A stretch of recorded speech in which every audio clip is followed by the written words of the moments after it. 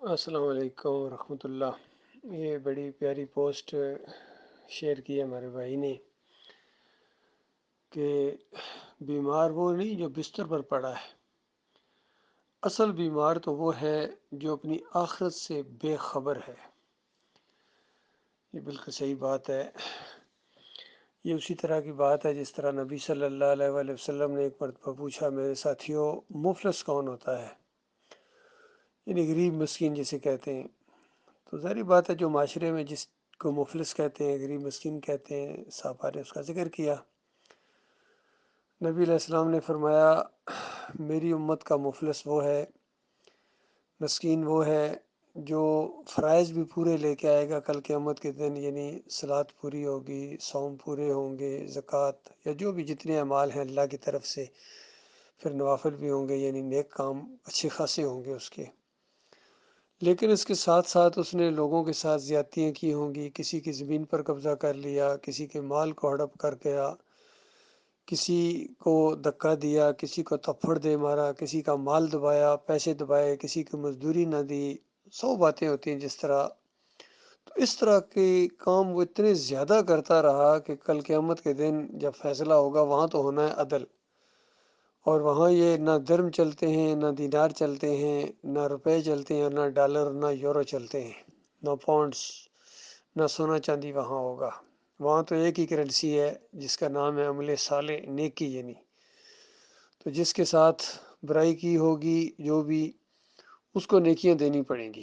تو اس طرح استغاثہ کرنے والے اٹھیں گے، مطالبہ کریں گے کہ مالک اس نے میرے ساتھ یہ زیادتی کی، اس نے میری زمین دبا لی، اس نے میرا مال دبا لیا، جتنے بھی ہوں گے اس طرح اٹھتے جائیں گے اور اس کی نیکیاں اس کو اللہ تعالیٰ دلواتا جائے گا۔ آخر میں ابھی بھی لوگ اٹھیں گے اور کہا جائے گا کہ اب تو اس کے پاس کچھ بھی نہیں دینے کے لیے، نیکیاں ساری ختم ہو گئیں۔ تو وہ کہے گا کہ اس کے پاس نیکیاں ختم ہو گئی ہیں، میرے پاس تو گناہ ہے، ذرا میرے گناہ اس کے اوپر لا دیں۔ پھر یہ سلسلہ شروع ہو جائے گا ایک لمبا، اور آخر میں بہت ہی بڑی گٹھڑی اٹھا کے اپنے سر کے اوپر اس کو جہنم کے اندر دھکیل دیا جائے گا۔ اس نمازی، اس حاجی صاحب کو، اس روزے دار کو، صوم رکھنے والے کو، اور زکاتی کو، اور خیرات کرنے والا، اور تبلیغ کرنے والا، اور جہاد کرنے والا۔ یہ بات تو بہرحال کسی مومن کے ساتھ ہی ہوگی، یعنی ہوگا تو مومن، لیکن ساتھ ساتھ یہ بھی بہت کرتا تھا۔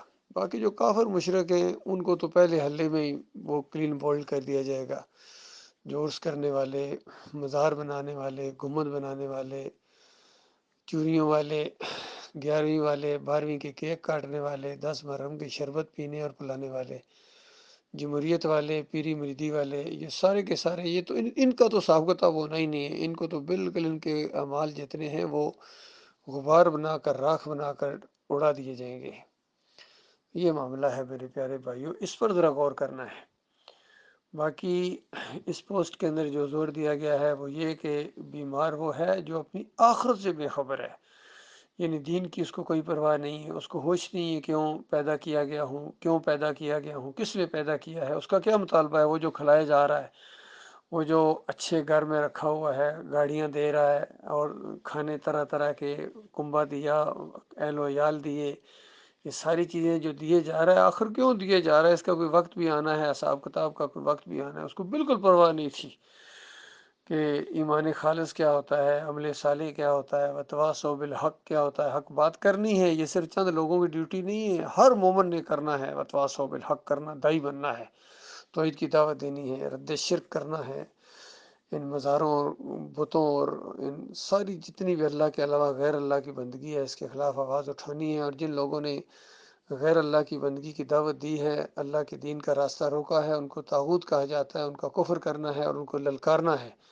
اس طرح کا ماحول بنے گا۔ یہ قوم 2 حصوں میں تقسیم ہو جائے گی، ایک اللہ کے ماننے والے، اور ایک اللہ کے علاوہ دوسروں کی پرستش کرنے والے، دوسروں کی بندگی کرنے والے، نعرے لگانے والے، یا علی مدد والے، یا رسول مدد والے، یا محی الدین چشتی والے، یا بغداد والے، اور یا پیر صاحب اور یا غوث کی پکاریں لگانے والے ہوں گے، عرس کرنے والے، میلے کرنے والے، جمہوریت کے سارے تعویذ گنڈے والے، پیر مریدی والے، اور جتنے بھی ہیں یہ سارے ایک طرف ہوں گے، یہ شیطان کی پارٹی ہیں، اور ایک اللہ والے ہوں گے ایک طرف جو اللہ کی پارٹی ہے۔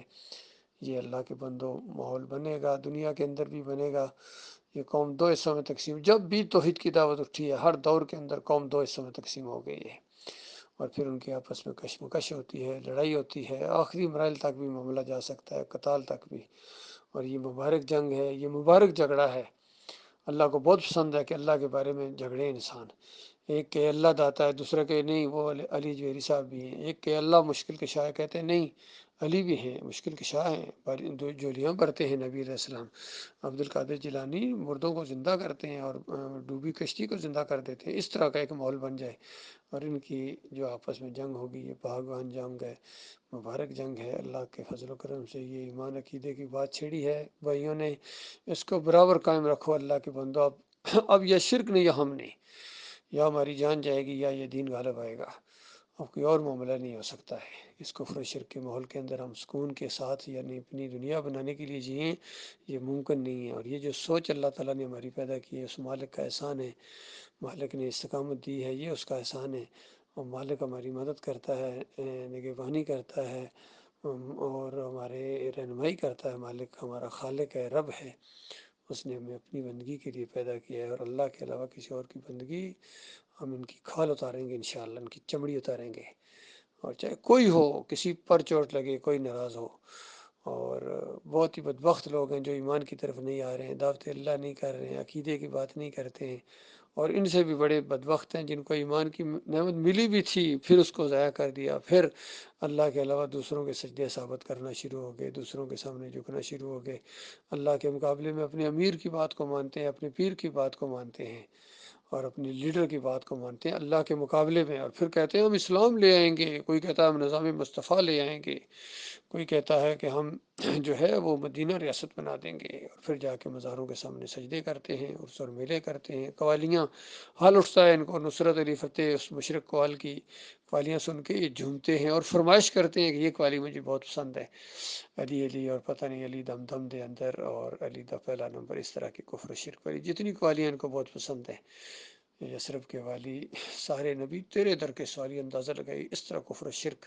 اور کبھی کہتے ہیں اللہ کا پکڑا چھڑائے محمد، اور محمد صلی اللہ علیہ وسلم کا پکڑا کوئی نہیں چھڑ سکتا۔ یہ کافرانہ انداز ان کو دیکھو، مشرکانہ کلمات ان کے دیکھو، اور لاؤڈ اسپیکروں کے اندر پوری پوری رات بیت جاتی ہے اور اللہ کو یہ مغلظات سناتے ہیں، شرک اللہ کو گلی ہے، اور کسی کے ماتھے پر بل بھی نہ پڑے، اور پھر وہ جنت کی امید رکھے۔ اچھا، جنت ایسی حقیر چیز ہے، ایسے گندے لوگوں کے لیے اللہ تعالیٰ نے جنت بنائی ہے جو نہ ایمان نہ لائیں، نہ عمل صالح کریں، نہ وتواصوا بالحق کریں، کلمے کی دعوت نہ دیں، اس راستے میں مارے نہ کھائیں، اور اس راستے میں تکلیفیں نہ اٹھائیں، صبر نہ کریں۔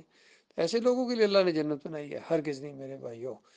جنت صرف ان کے لیے ہے جو ایمان لائیں، اور پھر ہجرت اور سارے مراحل سے گزرنے کے لیے ذہنی طور پر تیار ہو جائیں، اور پھر کفر و شرک کے ساتھ محاذرائی ہو، اور آخری حد تک جائیں جس کا انجام جو ہے وہ کفر و شرک کی ستیہ ناسی کے اوپر اور اس کے خاتمے کے اوپر ہوگا۔ انشاءاللہ یہ وقت آنا ہی آنا ہے۔ اللہ تعالیٰ غور و فکر کرنے کی توفیق عطا فرمائے۔